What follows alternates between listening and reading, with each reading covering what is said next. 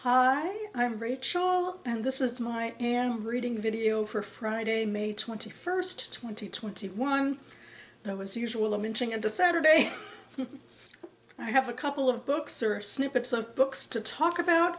I'll start with this one. This is Dorothy Parker's Complete Story Collection, which I'm reading ostensibly for Jewish American Heritage Month, and also I think it's International Short Story Month, actually, not National Short Story Month, because this is a collection of stories by a Jewish American writer. Hence, I actually just wrote a blog post on this subject recently, so I'll link that down below. But I'm saying ostensibly because I am reading this very slowly in terms of my month-long reading commitments. This is pretty low down the list, so I certainly won't be finishing it this month, but I've read the third story for my third Friday Reads video. This one is called Mr. Durant, and it was published in 1923. And it's the story, I would say, of a man who lives in a fantasy world of, regarding his own, magnanimous nature, when really he's a bit of a dick. We follow him starting on his way home from work, and like one of his first statements is he's looking forward to his dinner, his kids, and his wife in that order, which, is the first sign of dickishness. And then he spends his time, appreciating the legs and, the figures of the young women around him. And then that segues into an affair he's had at work with a young secretary about half his age, or stenographer technically, which had been going quite nicely. He was happy with it because, it required no effort on his part other than to basically have an affair with her and enjoy that. And she didn't, make a fuss otherwise about, leaving his family. But then she gets into trouble, as it were. That's the words they use. So he's more frustrated again, of course, because now, there's a complication for him. But even there, he doesn't ultimately have to do anything. It's the girl's sister who, finds someone to take care of the problem. So he's feeling very good about it, and sort of rolling his eyes at the fact that actually his young mistress is so upset. And the only thing that really, concerns him about her upset is that, people might see and, gossip might go around.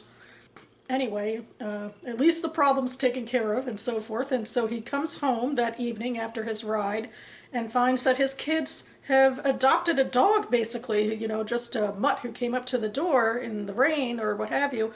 And they wanted to keep it, and of course the mother says, wait for what the father says, and the father's feeling magnanimous, and the dog, is one of those, people-pleasing dogs who comes up to him, and so, it helps the man's ego that this dog is, treating him like this, and he's like, well, yes, good sir, you can stay.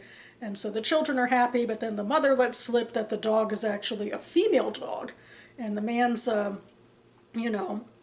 affectation changes immediately, and then it goes into a commentary about, we can't have a female dog because, all the male dogs will come running and, give her puppies, and it'll be kind of a disgrace, which is perhaps a little on the nose, I guess, as it were, about this story and the commentary on men and women and how women are treated, and how this really is a proto-Me Too story if it were told from the point of view of his mistress or even his wife or maybe even the dog. But it gives, a good characterization of this sort of, magnanimous but really dickish, secretly less magnanimous than he thought person. So I liked it. Next, I'll return to this book, CADILLAC, Oklahoma, by Louise Farmer Smith. These are short stories published by a small press that I chose to read from my page 112 tag I did a couple weeks back. And I already talked about it, I guess, a little bit in my last Friday Reads. I've since finished the collection, and my opinion hasn't really changed about the overall collection. I feel like it's okay. It's an okay collection. I guess I grappled the most, though, with what I didn't like, in a way, because there are some, emotionally resonant stories. We're following various members of this small town around, and there's an interesting, I suppose, mix of stories in here. There's some that just have to do with like local governance and the sale of land and that sort of thing, like to make a nice commons area, and what that means to different members of the town, including the man who doesn't want to give up the land. There's a couple that deal with crime. I talked about one in my Goodreads review, the last one in the story, because I thought the commentary about, keeping a crime scene like safe from the actions of the community, like when they want to do prayer groups or, the vigilantes come in with guns of their own to help out, like, how frustrating that might be for the sheriff or, what have you. Another story in here that deals with crime has to do with a halfway house and a woman who actually killed her husband, who's now at this halfway house, like working as a volunteer for the teenagers, the angry teens, and how she reaches out to one of them. I like that one. So sometimes there really are emotional characters and stakes. We also follow a reporter around a little bit, and in one of the stories it deals with her, trying to, start a relationship after, her husband left her, and like what her child, wants, like, the child's trying to set the mother up with a teacher that the mother knew in college, but meanwhile she starts another relationship with another man. And there definitely are, character beats to all of this. There's another story even about a funeral for a gay member of the community, and it has to do slightly with the conservative parents sort of meeting the gay son's lover. So, I felt like there was some stuff there, but it always took me a little bit to get into the story because I feel like there wasn't enough interior action for the characters. They weren't really well fleshed out enough. Like, even all of the stories that I mentioned, they draw you in more because of the external circumstances, to a certain degree, to varying degrees perhaps. Like, you can feel sympathy for a lot of these external circumstances, but I feel like it took me a while to get into the stories, and these were only a couple of them, and more of them I didn't connect with as much, but it took me a while to get into the stories because I don't think the characters were well developed enough, and to give it a sense of, individuality and of real people beyond their circumstances.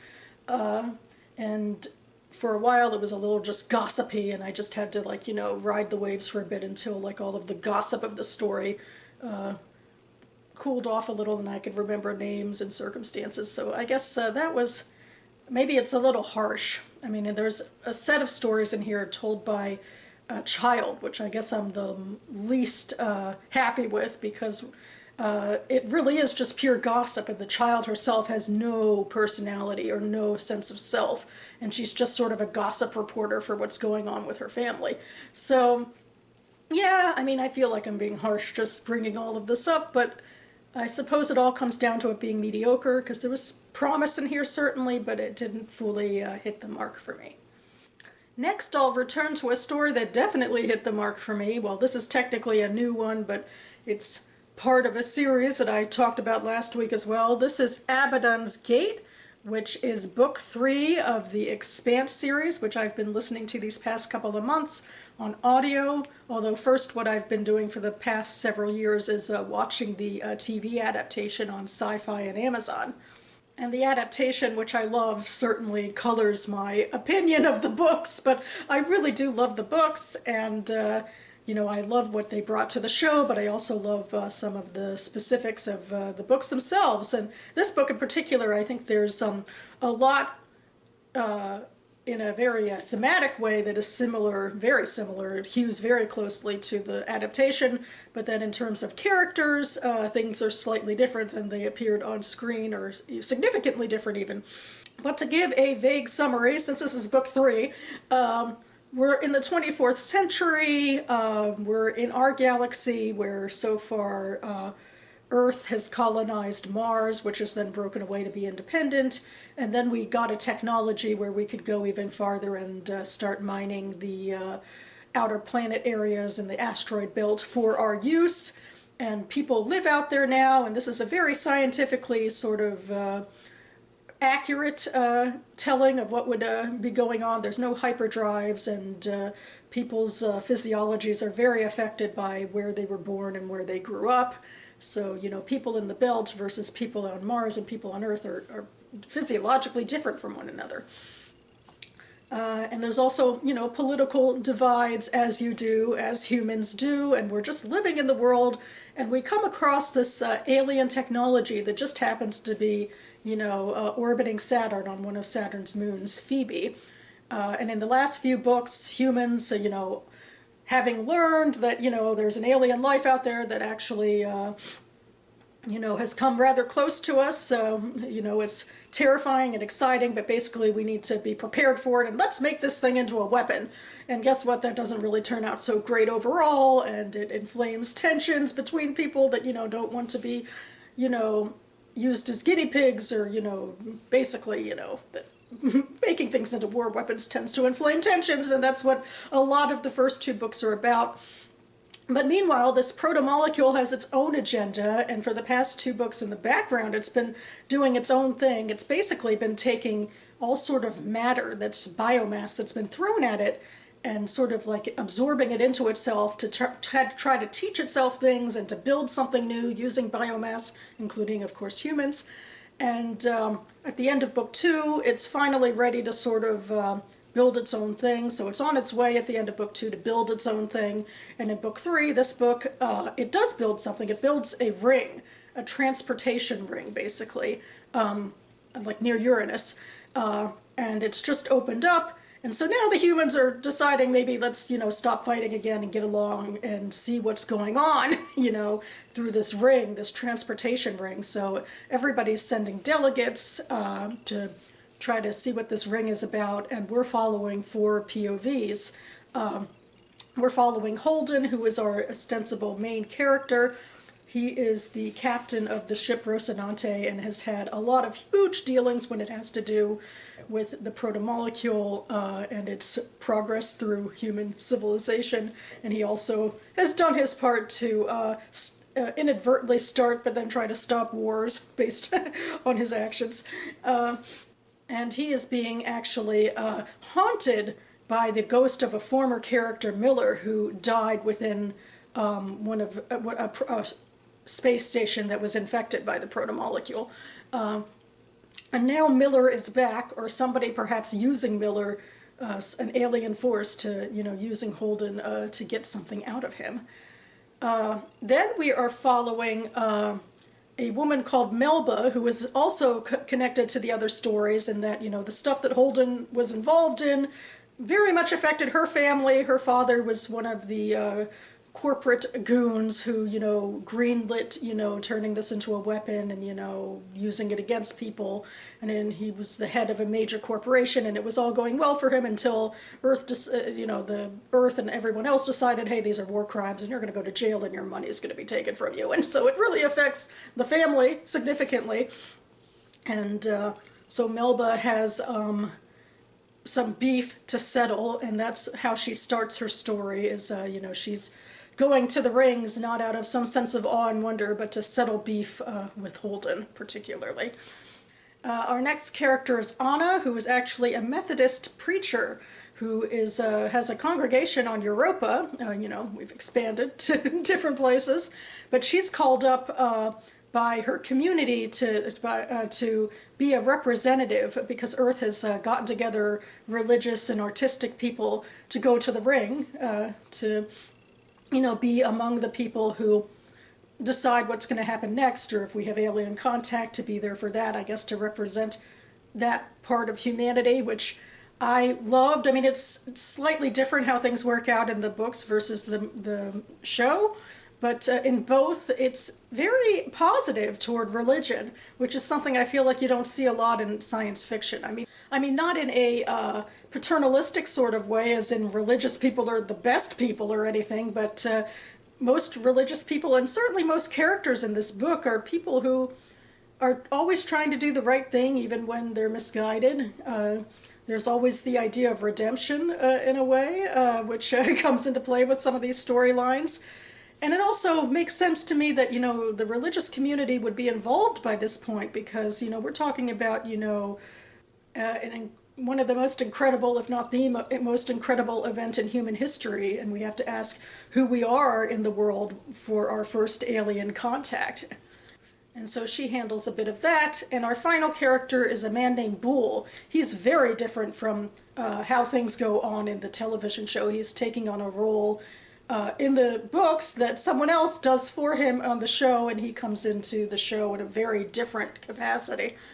And I liked his storyline. He is actually the third in command on the Behemoth, which is a ship for the Outer Planets Alliance, the OPA, which, like, up until recently was mostly seen as a terrorist organization, or at the very least not a real government, because the Belt is sort of the underclass and they don't have a government the way that Earth and Mars do. But part of the thing about what's happening with humanity is we're trying to sort of iron things out and come to the table in a new way. So the OPA suddenly has more political power than they ever have before.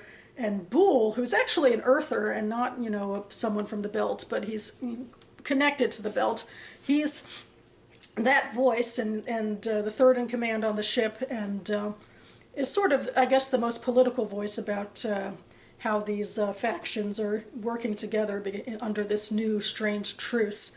And I grew to like his storyline, especially as I went on. It took a little while, and part of it had to do with my bias from the show, because it was just something completely new, and I was like, where are the characters that I used to care, you know, have grown to care about? Where are they? And it took me a little longer to get into his. And I also do think that the show does it better, this storyline, because, you know, I respect Boole and where he's coming from. You know, all of the characters in this, you know, are intriguing characters beyond the needs of the plot. And I respected and liked Boole, but I thought the storyline still would have been stronger if it had been a Belter narrator, a Belter POV. I mean, all of these POVs are in fact Earthers, and I thought it would have been nicer to have a little more diversity. And in the show, we really do get to see the fledgling OPA from a very Belter perspective, and it also gives some of the characters who are in the books who have less to do something a bit more to do, particularly my favorite character, Naomi. So where she is in the book is fine, and I liked it to a certain degree, especially because I like her relationship with her crew, and she was with her crew.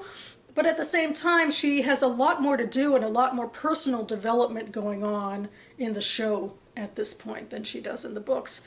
So that's kind of, I guess, in a way, my only huge criticism. I don't know. I'll have to iron out a lot more specific stuff in my review for Goodreads. But overall, I'm still loving the series. I'm loving the themes that we're touching upon. I mean, there's a lot in here about even as humans continue to fight and do horrible, stupid things to one another, that there's an idea of redemption and of faith and belief and of people coming together.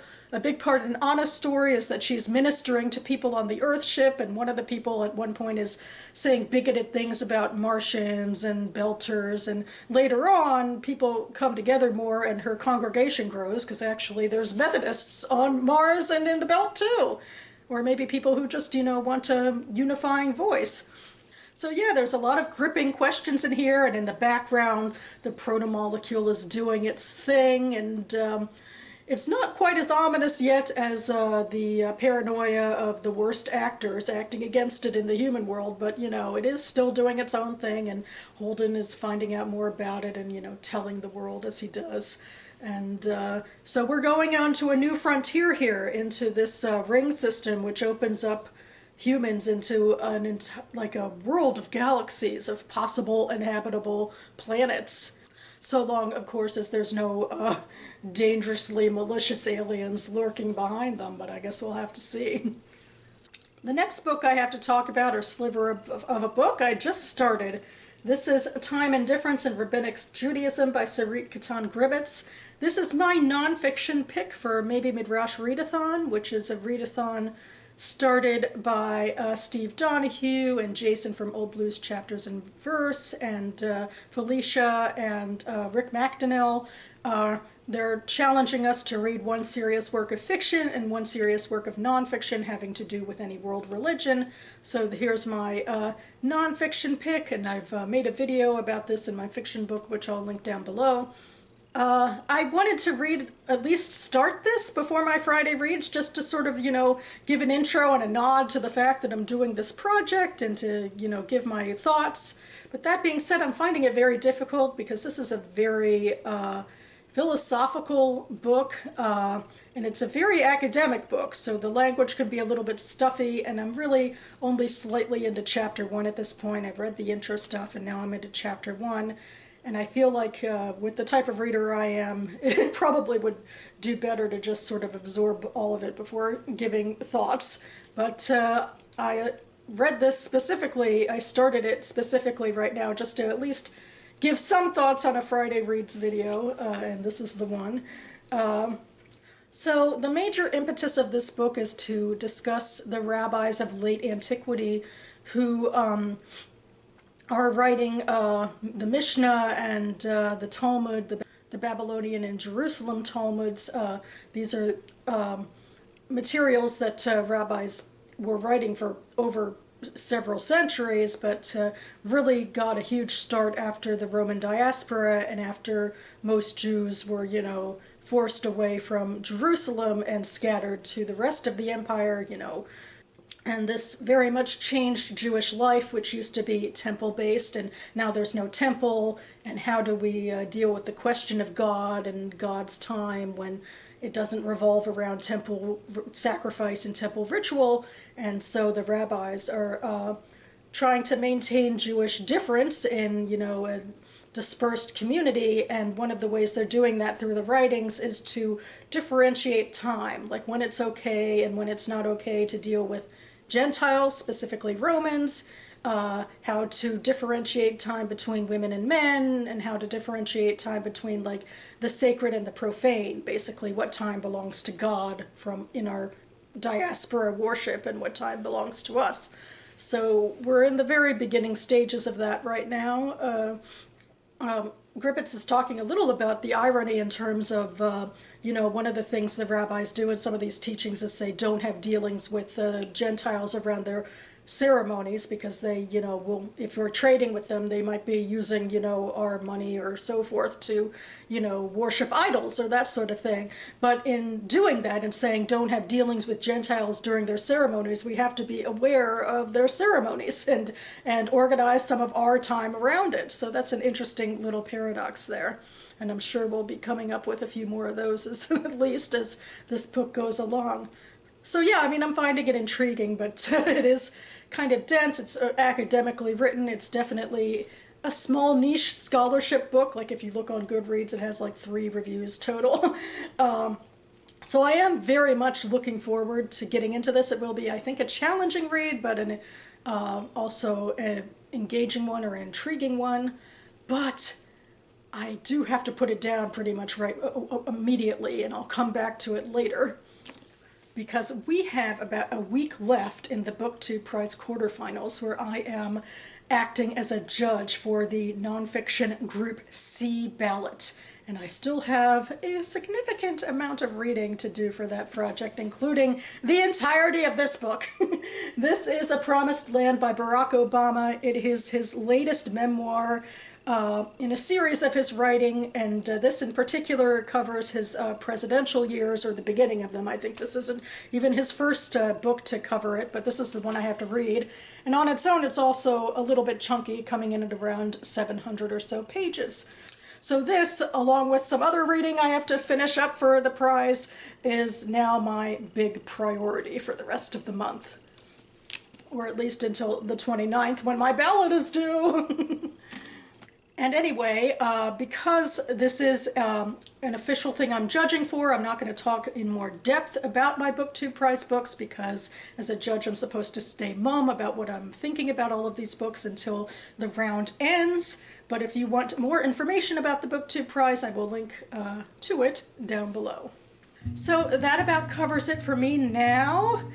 I'll be back in a few days' time to do my May 2021 book haul. It's a little earlier in the month than I usually do these things, but I've acquired all the books I mean to this month anyway, so why not sit down and talk to you about them? As I am certainly moving on into the weekend here, I find myself having to return to Baltimore to visit my family, as I have several of the weekends this month. My nephew turned 3 last Wednesday, and so I'm going to be seeing him to, give him a few books of his own, which hopefully he'll enjoy, and just see the family, and hopefully have a nice time when I should be reading my BookTube prize books, but alas, I have other obligations to other people as well. And I'm certainly thrilled to be able to wish my nephew a happy birthday, and my niece even has a ballet recital, although that I can't see in person anyway, because I guess there's still some COVID restrictions, so I have links that I'll have to view it online anyway, so what do you know. But otherwise, speaking of COVID, I am officially fully vaccinated, which is exciting. Things are changing a fair bit, I guess, around me and my workplace. I've been reporting into work on site because I don't have a job where I can work remotely. And certainly over the past few months, things have been changing somewhat dramatically. Like within my work building, we finally had some of the eateries open up again with some, limited service and seating. And just today, we have our mask mandate lifted, that if you are fully vaccinated and aren't within 6 feet of people inside for more than 15 minutes or more, you can take off your masks, which at this point in the game, after several months of having to wear a mask, it almost feels like I'll be going naked or something. So I'm not sure what I think about it yet, but I guess I have the option now to not wear a mask inside of work. So we'll see. I'm sure I'll certainly ultimately get used to it again.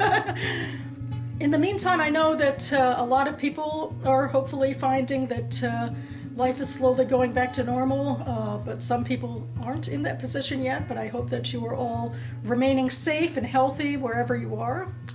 Thanks so much for watching, everyone, and I'll see you next time.